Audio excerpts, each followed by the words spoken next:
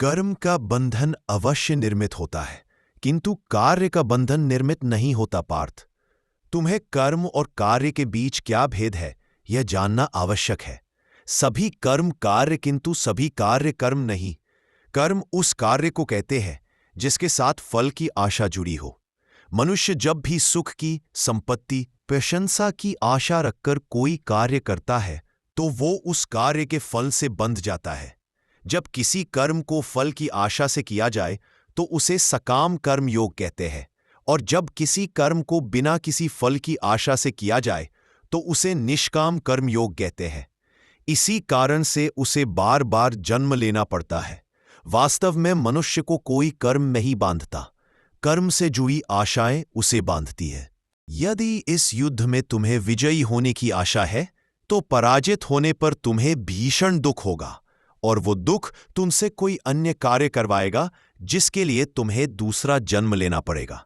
और यदि तुम विजयी हुए तो तुम्हारा अहंकार बढ़ेगा, और वो अहंकार तुम्हें विश्व विजय के लिए प्रेरित करेगा, तुमसे हत्याएं करवाएगा और उसका पाप तुम्हें बांधेगा। विचार करो, यदि तुम्हें इस युद्ध में ना विजय का मोह और ना पराजय का भय, तो इस युद्ध के अंत में तुम्हें सुख प्राप्त होगा या दुख प्राप्त होगा। अर्थात तुम्हारा सुख, दुख, हताशा, निराशा, अहंकार युद्ध के कारण नहीं है। युद्ध के साथ तुमने जो आशाएं बांधी हुई है उसके कारण है। क्या यह सत्य नहीं है पार्थ? सुख दुख समीकृत व लाभ लाभो जया जयो ततो युद्धाय युजस्व नैवं पापमत्स्यसि। अर्थात सुख दुख को समान मानकर लाभ हानि जय पराजय का विचार किए बिना यदि तुम युद्ध करोगे कौनते को तुम पाप के भागी नहीं बनोगे। इसी को कर्मयोग कहते हैं। जो सांख्य का ज्ञान प्राप्त कर लेता है वह जान लेता है कि वह शरीर नहीं, केवल एक आत्मा है। शरीर के भोग और अनुभव तो केवल मृत्यु तक है, अर्थात वास्तविक नहीं, केवल माया है। उसके लिए कर्मयोगी बनना सरल हो जाता है। परंतु माधव, यदि कार्य से बंधन निश्चित है तो क्या संसार का त्याग करके संन्यास लेना उचित नहीं? इसी विचार का परिणाम है कि आज यह युद्ध हो रहा है पार्थ। विचार करो, जब सत्वगुण से भरे धर्म को जानने वाले लोग कर्मों का त्याग करते हैं तब अधर्म से भरे लोग भी संसार को चलाते हैं। यदि महामहिम ने संसार का त्याग न किया होता तो आज अधर्म इतना बढ़ता ही नहीं, और तुम्हारे पिता ने यदि संन्यास न लिया होता तो आज भ्राता युधिष्ठिर सुख से राज कर रहे होते और अपनी प्रजा को न्याय और धर्म का ज्ञान दे रहे होते। किंतु दुखद बात तो यह है पार्थ कि सत्वगुण से भरे मनुष्य ही संसार को लाभ दे सकते हैं, किंतु वो ही संन्यास का विचार करते हैं।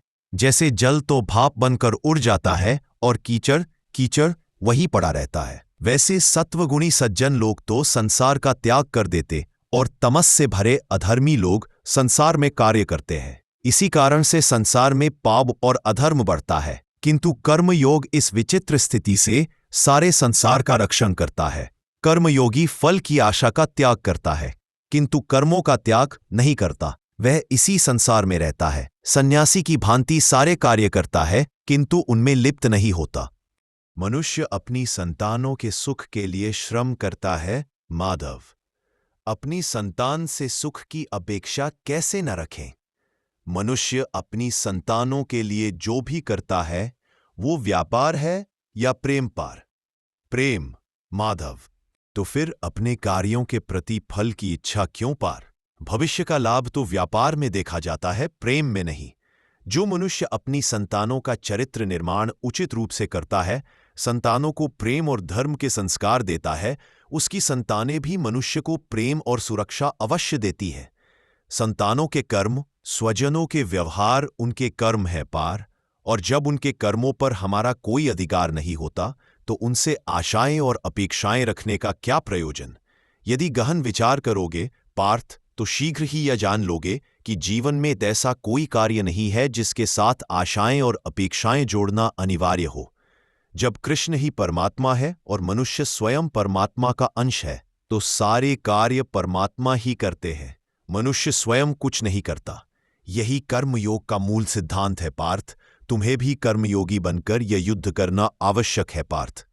फिगुंया विश्रा वेदा निस्त्रय गुणयो भवार्जुन निर्द्वंद्वो नित्यास्तत्वस्थो निर्योगक्षेम आत्मवान। तीन गुणों का त्याग करके निर्गुण बन जाओ पार्थ। इस द्वंद्व से मुक्त हो जाओ। सदा सत अर्थात परमात्मा में बुद्धि लगाकर कर्तव्य का वहन करते रहो। कुछ प्राप्त करने की इच्छा और कुछ प्राप्त किए हुए का रक्षण करने का विचार त्याग दो पार्थ, और अपनी आत्मा को स्वतंत्र कर।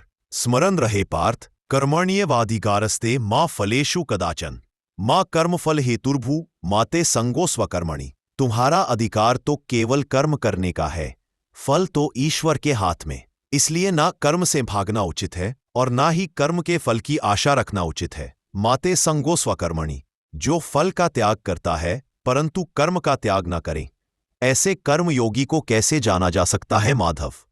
विश्व्या विनिवर्तन्ते निरहारस्य देहिना रसवर्जम रसोप्यस्य परमदृष्ट्वा निवर्तते। सुनो पार्थ, जो स्वाद से छूटने के लिए भोजन का ही त्याग कर देता है, वास्तव में उसके मन से स्वाद की लालसा कभी जाती ही नहीं। उसे दोहरी हानि होती है। एक तो वो निर्बल हो जाता है, जिसके कारण परमात्मा को प्राप्त करने का जो प्रयत्न अनिवार्य है उसे वो नहीं कर पाता, और दूसरा, सदा ही उसका मन स्वाद की लालसा से भरा रहता है। इसलिए भोजन का त्याग करने से उत्तम है स्वाद की लालसा का ही त्याग कर दिया जाए। कर्मयोगी अपने मन की सारी लालसाओं को खींच लेता है, जीवन को कर्तव्य मानकर कार्य अवश्य करता है, किंतु उन कार्यों से जुड़ता नहीं। और पार्थ, जो व्यक्ति अपने कार्यों से आशाएं और इच्छा नहीं रखता, उसी के कार्य पूर्ण होते हैं। एक असफलता से दुखी होकर जिसका मन डोलता नहीं, एक सफलता से आनंदित होकर जो स्वयं को सर्वश्रेष्ठ नहीं मानता, ऐसे ही व्यक्ति को कर्मयोगी कहते हैं। और ऐसा व्यक्ति जीवन में बार बार सफल होता है। ध्यायतो विषयान पुंसः संगस्तेषु पजायते, संगात् संजायते कामा, कामात् क्रोधो भिजायते, क्रोधात् भवति सम्मोह, सम्मोहात् स्मृति विभ्रम, स्मृतिरिंचात् बुद्धिनाशो, बुद्धिनाशात् प्रणश्यति। फल की आशा से कामना प्रकट होती है, और कामना का तो स्वभाव है असंतुष्ट रहना। असंतोष से क्रोध उत्पन्न होता है, और क्रोध से मोह जन्ता है। मोह के कारण व्यक्ति आचार और व्यवहार का ज्ञान ही भूल जाता है। ज्ञान के जाने से बुद्धि चली जाती है, अनुचित प्रकार के कार्य होने लगते हैं, और समाज ऐसे व्यक्ति का शत्रु बन जाता है, और अंत में ऐसे मनुष्य को पूर्णतः पतन हो जाता है। जैसे भ्राता दुर्योधन, उनके सेनापति महामहिम उनके ही शत्रु है। और तुम्हें विजय का आशीर्वाद दिया है पार्थ। कर्म योग ब्रह्म विद्या का दूसरा चरण है। परमात्मा में अपनी बुद्धि स्थिर करो, स्वयं को आत्मा जानो, मिथ्या बंधनों से मुक्त हो जाओ, और फल की आशा का त्याग करके केवल कर्म करते रहो।